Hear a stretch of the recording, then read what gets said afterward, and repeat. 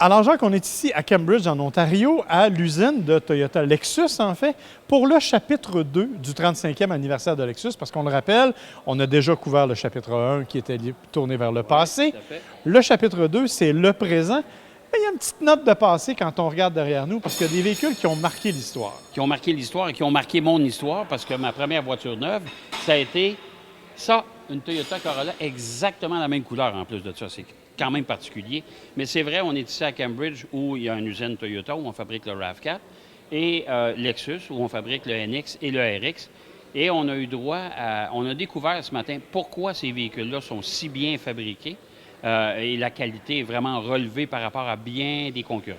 Oui, effectivement, parce que, bon, ce qu'on vous présente, effectivement, derrière nous, il y a entre autres le Lexus RX numéro 1, c'est-à-dire le premier RX qui a été fabriqué à l'extérieur du Japon. C'est ici qu'il a été. Au fil des années, ce que Jacques a dit, c'est qu'effectivement, on a amélioré le contrôle de la qualité. Ouais. On a eu l'occasion de faire le tour de l'usine, ce qui est assez impressionnant, avec beaucoup d'automatisation, mais beaucoup de travail manuel malgré tout. Et un centre de formation, c'est le seul centre de formation Lexus qui comporte toutes les stations de formation sous un même toit.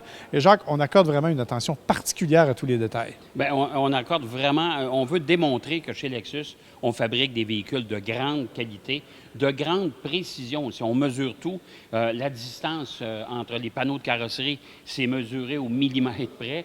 Il faut que ça soit pratiquement parfait.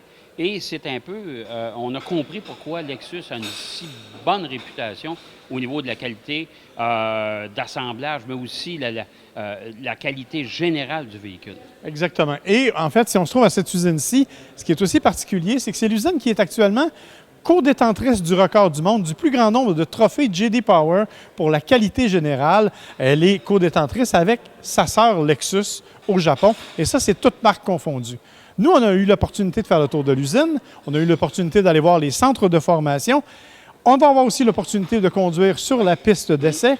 Mais cet après-midi, et on va vous en reparler un peu plus tard, on aura l'occasion de conduire différents véhicules Lexus. Malheureusement, ils ne veulent pas qu'on conduise celle qui est en arrière. Ben non, ça, ils ne veulent pas. Mais en plus de ça, c'est qu'on va conduire des véhicules d'une autre époque, c'est-à-dire des véhicules qui ont fait la réputation de la marque, justement, au Canada et qui font partie de l'histoire, justement. Là, on va être plus dans les voitures plutôt que dans les VUS, dans Charlevoix. Exactement. Alors, on vous invite à continuer avec nous, bien sûr. Vous allez percevoir tous ces modèles dans quelques minutes.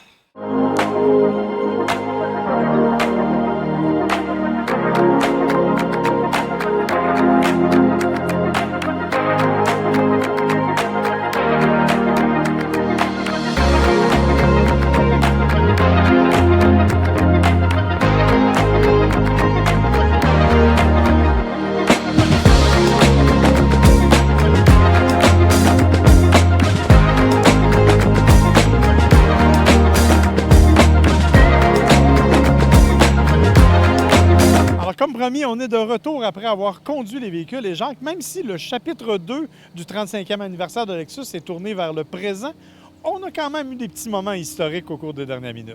Bien, écoute, on a essayé la SC430 Cabriolet. C'est là qu'on a découvert que les voitures ont terriblement évolué parce que la conduite, la direction, suspension, etc. C'est une voiture extrêmement solide encore quand même, mais malgré tout, on voit qu'on a évolué beaucoup au chapitre de la technologie et de la mécanique, bien sûr, pour la voiture. On a aussi essayé une autre voiture. Derrière nous, ce qu'on a, c'est la LS de dernière génération, mais nous, on a essayé une première génération de la LS qui était de 1991. Ouais. Dimension très imposante, design un peu trop sobre à mon goût, mais encore une fois, un véhicule qui était solide et qui était surprenant. Oui, tout à fait. On n'a pas pu la conduire sur la route parce que malheureusement, Lexus n'a pas pu la plaquer parce que les gens qui l'avaient, cette voiture-là, qui sont toujours propriétaires d'ailleurs de l'auto, ils ne l'ont pas plaquée depuis 2016. Puis en plus de ça, ils ont perdu leur permis. Alors, ça a causé certains problèmes. On a pu la conduire au moins à l'intérieur de la propriété. Voiture intéressante, peu puissante, un peu comme la SC430. Et avec un rayon de braquage qui est à peu près semblable au Titanic, si on s'entend là-dessus. Mais c'est une voiture quand même qui est encore bien solide, qui est empreinte pas mal de sobriété cependant. Même à l'intérieur, c'est un peu Peut-être que pour le temps, c'était bien, mais aujourd'hui, c'est nettement dépassé. Ouais, ben, la SC aussi, avec ses boiseries jaune-orange, c'est un peu particulier. Évidemment, il y avait aussi toute la gamme des modèles modernes de Lexus. La IS, on a essayé la nouvelle ES, notamment, sur une courte période. Et tu as eu l'occasion d'essayer pour la première fois, moi je l'avais déjà fait, la LC 500 Cabriolet. Moi, c'est un de mes véhicules coup de cœur. C'est un de ceux que je trouve les plus beaux sur le marché actuellement et qui est le plus agréable à conduire. T'en as pensé quoi? Bien, écoute, je te dirais que si vous voulez acheter une voiture exotique, là, qui a un caractère vraiment exotique, parce que la voiture, elle est absolument superbe, l'équivalent un peu de la Mercedes SL, entre autres. C'est une voiture qui est tout à fait magnifique, qui est jolie, qui est empreinte de beaucoup de luxe à l'intérieur. La présentation est vraiment relevée. Puis c'est une voiture qui est quand même un peu moins chère que les voitures allemandes. Et en plus de ça, c'est la grande qualité, c'est tellement fiable. Les produits Lexus, on l'a vu avec l'usine de toute façon. On a vu tout l'aspect de contrôle de qualité chez Lexus. Alors, on voit que ces voitures-là sont vraiment bien construites, bien assemblées et surtout beaucoup plus jolies qu'auparavant. Je pense que le coup de crayon chez Lexus a beaucoup évolué. Alors, moi, c'est une voiture, c'est un de mes coups de cœur. Honnêtement, c'est un de mes coups de cœur de l'année. Ouais. Alors évidemment, on vous rappelle que c'est le 35e anniversaire de Lexus au Canada, 36 en réalité, mais 35 au Canada.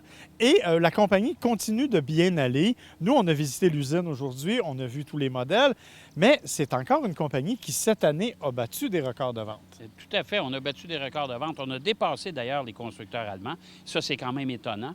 Mais Lexus progresse à tous les ans.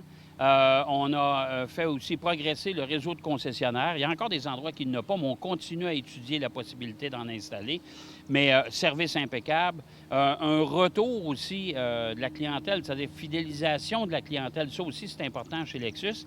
Et comme c'était mentionné d'ailleurs à l'usine, il y a encore 90 des véhicules fabriqués au Canada qui sont toujours sur la route. Ça, c'est preuve justement d'une belle réalisation chez Toyota. Exactement. Alors évidemment, c'est ainsi que se termine pour nous le chapitre 2 du 35e anniversaire. On va se réserver une petite gêne, mais probablement à l'automne, on devrait être en mesure de vous présenter le chapitre 3, qui lui sera tourné davantage vers le futur. Évidemment, on ne nous a pas dit ce qui serait le futur. Est-ce qu'on aura l'occasion d'essayer des voitures qui vont arriver un peu plus tard? Je ne sais pas. Mais en attendant, nous, on sera là. Alors, c'était Marc Bouchard pour Gotchard. Et Jacques Dehaye, bien sûr, pour Derrière le volant.